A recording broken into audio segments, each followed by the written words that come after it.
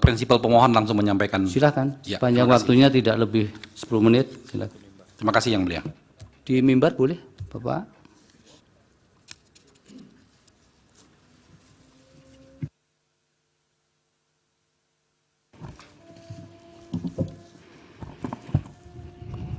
Assalamualaikum warahmatullahi wabarakatuh.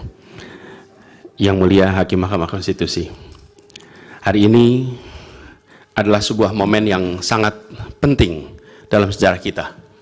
Kami berdiri dengan penuh rasa hormat di depan Mahkamah Konstitusi untuk menyampaikan sebuah situasi yang mendesak dan kritis, serta memerlukan pertimbangan mendalam dan keputusan yang bijaksana. Bangsa dan negara kita ini sedang berada di dalam titik krusial, sebuah persimpangan yang akan menentukan arah masa depan kita. Apakah kita akan melanjutkan perjalanan kita menuju kedewasaan sebagai sebuah negara demokrasi yang matang, ataukah kita akan membiarkan diri tergelincir kembali ke bayang-bayang era sebelum reformasi yang justru kita hendak jauhi. Kita dihadapkan pada pertanyaan-pertanyaan fundamental yang menentukan, apakah Republik Indonesia yang kita cintai ini akan menjadi negara yang menghargai dan memperjuangkan konstitusi sebagai pilar tertinggi demokrasi kita atau rule of law? Apakah kita akan mereduksi konstitusi menjadi sekedar alat untuk pelanggengan kekuasaan tanpa pengawasan, rule by law? Kita harus memutuskan apakah kita akan menjadi negara yang mengakui dan menghormati hak setiap individu untuk menentukan pikiran dan menyuarakan pilihannya secara bebas dan independen yang merupakan esensi dari demokrasi, atau kita justru berpaling dari prinsip tersebut dan memilih di mana suara oligarki diberi prevalensi, mengesampingkan kesejahteraan umum dan mengabaikan kepentingan nasional yang lebih luas. Ini adalah saat di mana kita harus menentukan komitmen kita terhadap nilai-nilai demokrasi, kedaulatan hukum, hak asasi manusia. Ini adalah waktu untuk menunjukkan bahwa Indonesia adalah bangsa yang besar. Bangsa yang besar bukan hanya dalam aspek wilayah, bukan hanya aspek populasi, bukan hanya aspek angka-angka ekonomi, tapi juga bangsa yang besar karena kebijaksanaannya, karena keberaniannya, karena integritasnya di dalam menegakkan demokrasi dan konstitusi. Yang Mulia Hakim Mahkamah Konstitusi, sejak zaman pra-kemerdekaan, bangsa dan negara kita telah menapaki berbagai persimpangan krusial yang menentukan arah dan nasib bangsa Indonesia. Tidak semua keputusan-keputusan yang dibuat adalah keputusan yang tepat. Sebagian adalah keputusan yang tidak tepat. Dan itu dicatat di dalam sejarah kita.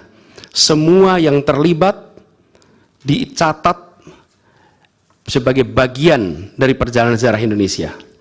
Karena itu, saat yang berharga ini, kita juga dihadapkan pada kenyataan yang sama. Peristiwa yang sedang berlangsung hari-hari ini akan menjadi bagian dari catatan sejarah perjalanan Republik kita, sebagaimana perjuangan kita sejak pra-kemerdekaan. Ini adalah saatnya bagi kita di persimpangan yang kritis ini untuk mengambil pelajaran dari sejarah, berdiri dengan keberanian moral dan intelektual untuk menentukan masa depan kita dengan keputusan yang akan memperkuat pondasi demokrasi, memperkuat pondasi keadilan di dalam negara kita. Yang Mulia Hakim Mahkamah Konstitusi, kita telah menyaksikan berjalannya satu babak penting dalam demokrasi kita bulan lalu, yaitu proses pemilihan umum yang angka suaranya telah diumumkan secara resmi oleh Komisi Pemilihan Umum. Tapi perlu kami garis bawahi dan kita semua sadari bahwa angka suara tak mutlak menentukan kualitas dari demokrasi. Tak otomatis mencerminkan kualitas secara keseluruhan. Setiap tahapan proses pemilihan, mulai dari persiapan awal hingga pengumuman, haruslah konsisten dengan prinsip-prinsip kebebasan, kejujuran, keadilan. Dan prinsip-prinsip ini bukan formalitas, ini bukan sekedar ada di teks, tapi ini pondasi esensial yang harus dijaga untuk membangun dan memelihara sistem demokrasi yang sehat, yang stabil, dan yang berkelanjutan. Pemilihan umum yang bebas, jujur, adil adalah pilar yang memberi legitimasi kuat pada pemerintahan yang terpilih, yang bisa membawa kepercayaan publik serta memperkuat pondasi institusi pemerintahan. Tanpa itu, legitimasi, kredibilitas dari pemerintah yang terpilih akan diragukan. Lebih jauh lagi, pemilihan yang dijalankan secara bebas, secara jujur dan adil adalah sesungguhnya pengakuan atas hak dasar setiap warga negara dalam menentukan arah dan masa depan negara mereka sendiri. Ini adalah wujud tertinggi dari kedaulatan rakyat, di mana setiap suara dapat disampaikan dan dihitung tanpa tekanan, tanpa ancaman, tanpa iming-iming imbalan. Pertanyaannya, apakah Pilpres 2024 kemarin telah dijalankan secara bebas, jujur, dan adil? Izinkan kami menyampaikan jawabnya, tidak. Yang terjadilah sebaliknya. Dan ini terpampang secara nyata di hadapan kita semua. Kita menyaksikan dengan keprihatinan mendalam serangkaian penyimpangan yang telah mencoreng integritas proses demokrasi kita. Mulai dari awalnya, independensi yang seharusnya menjadi pilar utama dalam penyelenggaraan pemilu telah tergerus akibat intervensi kekuasaan yang tidak seharusnya terjadi. Di antara penyimpangan yang kita saksikan adalah penggunaan institusi negara untuk memenangkan salah satu calon yang secara eksplisit tidak memenuhi kriteria yang ditetapkan. Terdapat pula praktek yang meresahkan, di mana aparat daerah mengalami tekanan, bahkan diberikan imbalan untuk mempengaruhi arah pilihan politik, serta penyalahgunaan bantuan-bantuan dari negara, bantuan sosial yang sejatinya diperuntukkan untuk kesejahteraan rakyat, malah dijadikan sebagai alat transaksional untuk memenangkan salah satu calon. Bahkan intervensi ini sempat merambah hingga pemimpin Mahkamah Konstitusi. Ketika pemimpin Mahkamah Konstitusi yang seharusnya berperan sebagai jenderal benteng pertahanan terakhir menegakkan prinsip-prinsip demokrasi terancam oleh intervensi, maka pondasi negara kita, pondasi demokrasi kita berada dalam bahaya yang nyata. Lebih jauh lagi, skala penyimpangan ini tidak pernah kita lihat sebelumnya, Yang Mulia. Kita pernah menyaksikan penyimpangan seperti ini di skala yang kecil, pilkada, populasi kecil, tapi dalam skala yang amat besar dan lintas sektor baru kali ini kita semua menyaksikan. Karena itulah nanti izinkan kami nanti melalui tim hukum nasional dan Timnas Amin akan menyampaikan seluruh argumen dan bukti-buktinya atas penyimpangan dan pelanggaran kepada Yang Mulia Majelis Hakim Mahkamah Konstitusi ini. Kami, Waktunya 2 menit lagi. Yang Mulia Hakim Mahkamah Konstitusi yang kami hormati, kami muliakan. Apa yang kita saksikan ini bukanlah peristiwa biasa.